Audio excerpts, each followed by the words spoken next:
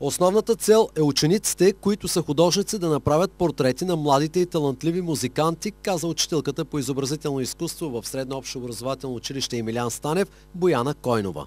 Идеята се роди спонтанно. Преди няколко седмици, може би преди месец, Анастасия Тонкова, тя е преподавател от факултета по изобразителни изкуства, направихме с нея заедно портрет на 7-ми клас.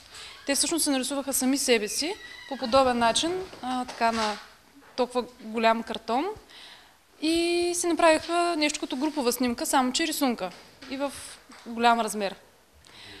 И да, след като оркестъра видя рисунката, ни помолиха да ги нарисуваме. Ние, разбира се, веднага откликнахме, тъй като те пък винаги по наши изложби се включват и акомпанират.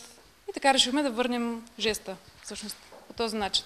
Кога ще е готова тази рисунка? Аз като гледам така Малко бавно върви процеса, да. Няма как, това е сложна задача, особено за толкова малки деца.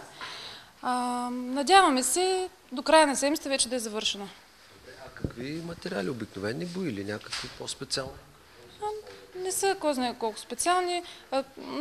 Акрилни бои, да, такива на водна основа. Докато младите художници творяха, техните съученици от оркестъра свиреха и се подготвяха за участието си в парада, посветен на 24 май.